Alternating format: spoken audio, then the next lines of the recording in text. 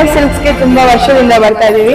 ನಾವು ಪ್ರತಿ ವರಮಹಾಲಕ್ಷ್ಮಿ ಹಬ್ಬಕ್ಕೂ ಇಲ್ಲೇ ಬಂದು ಸೀರೆ ತಗೊಂತೀವಿ. ಈಗ ನಾನು ಮದುವೆ ಸೆಟ್ ಆಗಿರೋದ್ರಿಂದ ನಾವು ಸೀರೆ ಎಲ್ಲ ತಗೊಳಕ್ ಬಂದಿದ್ದೀವಿ. ಇಲ್ಲಿ ಕಲೆಕ್ಷನ್ ಎಲ್ಲ ತುಂಬಾ ಚೆನ್ನಾಗಿದೆ, ನಂಗೆ ತುಂಬಾ ಇಷ್ಟ ಆಗಿದೆ ಪರ್ಸನಲಿ.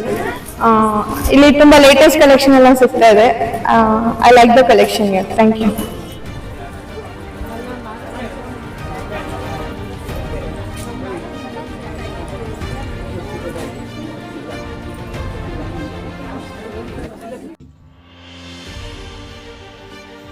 ಮಹಿಳೆಯರ ಸ್ವಾವಲಂಬಿ ಜೀವನಕ್ಕೆ ಮಾತೃಶ್ರೀ ಹೇಮಾವತಿ ಹೆಗ್ಗಡೆಯವರ ಕೊಡುಗೆ ಅಪಾರ. ಪ್ರಕಾಶ್ ಕುಮಾರ್. ಮಹಿಳೆಯರ ಸ್ವಾವಲಂಬಿ ಜೀವನಕ್ಕೆ ಮಾತೃ ಹೃದಯದ ಮಾತೃಶ್ರೀ ಹೇಮಾವತಿ ಅಮ್ಮನವರ ಕೊಡುಗೆ ಅಪಾರ ಎಂದು ತಾಲೂಕು ಯೋಜನಾಧಿಕಾರಿ ಪ್ರಕಾಶ್ ಕುಮಾರ್ ತಿಳಿಸಿದರು. ಇವರು ಧರ್ಮಸ್ಥಳ ಗ್ರಾಮಾಭಿವೃದ್ಧಿ ಯೋಜನೆಯ ಜ್ಞಾನ ವಿಕಾಸ ಕಾರ್ಯಕ್ರಮದ ಅಡಿಯಲ್ಲಿ ನಗರದ ಹೇಮಾವತಿ ಜ್ಞಾನ ವಿಕಾಸ ಕೇಂದ್ರದ ವಾರ್ಷಿಕೋತ್ಸವ ಹಾಗೂ ವರಮಹಾಲಕ್ಷ್ಮಿ ಪೂಜಾ ಕಾರ್ಯಕ್ರಮದಲ್ಲಿ ಭಾಗವಹಿಸಿ ಮಾತನಾಡುತ್ತಾ, ವರಮಹಾಲಕ್ಷ್ಮಿ ವ್ರತ ಶ್ರೇಷ್ಠವಾದ ಹಾಗೂ ಅತ್ಯಂತ ಪವಿತ್ರವಾದ ವ್ರತ. ಲಕ್ಷ್ಮೀದೇವಿಯು ಅಷ್ಟಲಕ್ಷ್ಮಿಯಾಗಿ ಈ ಮನುಷ್ಯನಿಗೆ ಬೇರೆ ಬೇರೆ ಅವತಾರದಲ್ಲಿ ಅನುಗ್ರಹವನ್ನು ನೀಡುತ್ತಾರೆ. ಇವತ್ತು ಜನಸಾಮಾನ್ಯರಲ್ಲಿ ದೇವರ ಮೇಲಿನ ಭಕ್ತಿ ಕಡಿಮೆ ಆಗುತ್ತಿದ್ದು, ರಾಜ್ಯಾದ್ಯಂತ ಇಂತಹ ಧಾರ್ಮಿಕ ಕಾರ್ಯಕ್ರಮಗಳ ಮೂಲಕ ಪರಮ ಪೂಜ್ಯ ಧರ್ಮಸ್ಥಳದ ಧರ್ಮಾಧಿಕಾರಿಗಳು ಹಾಗೂ ಮಾತೃಶ್ರೀ ಹೇಮಾವತಿ ಅಮ್ಮನವರು ಜಾಗೃತಿಯನ್ನು ಮೂಡಿಸುತ್ತಿದ್ದಾರೆ. ಜ್ಞಾನ ವಿಕಾಸ ಕಾರ್ಯಕ್ರಮ ಮಹಿಳೆಯರಲ್ಲಿ ಜ್ಞಾನವನ್ನು ವೃದ್ಧಿಸುವುದರ ಜೊತೆಗೆ ಸ್ವಾವಲಂಬಿ ಬದುಕನ್ನು ಕಟ್ಟಿಕೊಳ್ಳಲು ನೆರವಾಗುತ್ತಿದೆ. ನೂರಾರು ದಾರಿಗಳಿವೆ, ಮೊದಲು ಕಲಿಯುವ ಆಸಕ್ತಿ ಬೇಕು. ಧರ್ಮಸ್ಥಳ ಸಂಸ್ಥೆಯ ಮೂಲಕ ಮಾತೃಶ್ರೀ ಹೇಮಾವತಿ ಅಮ್ಮನವರ ಮಾರ್ಗದರ್ಶನದಲ್ಲಿ ಮಹಿಳೆಯರಿಗೆ ಬೇರೆ ಬೇರೆ ಸ್ವಉದ್ಯೋಗಕ್ಕೆ ಪೂರಕವಾದ ತರಬೇತಿಯನ್ನು ರಾಜ್ಯದಾದ್ಯಂತ ಗ್ರಾಮೀಣ ಭಾಗದಲ್ಲಿ ನಡೆಸುತ್ತಿದ್ದು, ಇವತ್ತು ಲಕ್ಷಾಂತರ ಮಂದಿ ಇದರ ಸದುಪಯೋಗವನ್ನು ಪಡೆದುಕೊಂಡು ಬದುಕು ಕಟ್ಟಿಕೊಂಡಿದ್ದಾರೆ ಎಂದರು. ಕಾರ್ಯಕ್ರಮದಲ್ಲಿ ಅಧ್ಯಕ್ಷತೆಯನ್ನು ವಹಿಸಿದ್ದ ತಾಲೂಕು ಪಂಚಾಯತ್ ಸದಸ್ಯರಾದ ನಾಗವೇಣಿ ರೆಡ್ಡಿರವರು ಮಾತನಾಡುತ್ತಾ, ಪೂಜ್ಯರ ಹಾಗೂ ಮಾತೃಶ್ರೀ ಅಮ್ಮನವರ ಮಾರ್ಗದರ್ಶನದಲ್ಲಿ ಧರ್ಮಸ್ಥಳ ಸಂಸ್ಥೆಯು ಸಮಾಜದ ದುರ್ಬಲ ವರ್ಗದವರ ಏಳಿಗೆಗೆ ನಿರಂತರವಾಗಿ ಕಾರ್ಯಕ್ರಮಗಳನ್ನು ನೀಡುತ್ತಿದ್ದು, ಈ ಸಂಸ್ಥೆಯಲ್ಲಿ ನಾನು ಒಬ್ಬ ಸದಸ್ಯೆ ಎನ್ನುವುದು ಹೆಮ್ಮೆಯಾಗುತ್ತಿದೆ ಎಂದರು. ಹಾಗೂ ವರಮಹಾಲಕ್ಷ್ಮಿ ಪೂಜೆಯ ವಿಶೇಷತೆಯ ಬಗ್ಗೆ ತಿಳಿಸಿದರು. ಕಾರ್ಯಕ್ರಮದಲ್ಲಿ ಕೇಂದ್ರದ ಸದಸ್ಯರಿಂದ ಭಕ್ತಿಗೀತೆ, ವಿವಿಧ ರೀತಿಯ ಮನೋರಂಜನಾ ಕಾರ್ಯಕ್ರಮಗಳು ನಡೆಯಿತು. ಶ್ರೀಮತಿ ವಿಜಯಲಕ್ಷ್ಮಿ ಕಾರ್ಯಕ್ರಮ ನಿರೂಪಿಸಿ, ಸುರೇಖರವರು ಸ್ವಾಗತಿಸಿ, ಮಂಜುಳಾರವರು ಧನ್ಯವಾದ ಹೇಳಿದ್ರು. ಇದೇ ಸಂದರ್ಭ ವಲಯ ಮೇಲ್ವಿಚಾರಕರಾದ ಯಶೋಧ, ಜ್ಞಾನ ವಿಕಾಸ ಸಮನ್ವಯಾಧಿಕಾರಿ ರಂಜಿತಾ, ಸೇವಾ ಪ್ರತಿನಿಧಿ ಜಗದಾಂಬಿಕಾ ಉಪಸ್ಥಿತರಿದ್ದರು.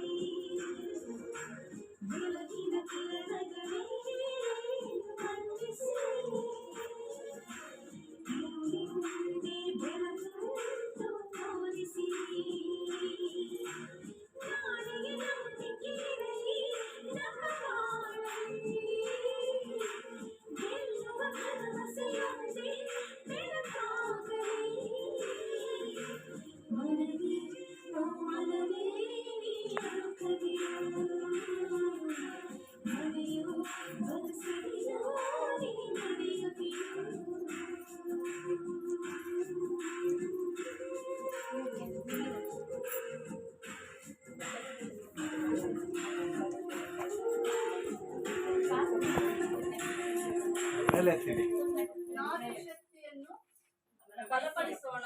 ಸ್ತ್ರೀಯರನ್ನು ಗೌರವಿಸಿ ಹವ್ಯಾಸವನ್ನು ಬೆಳೆಸೋಣ.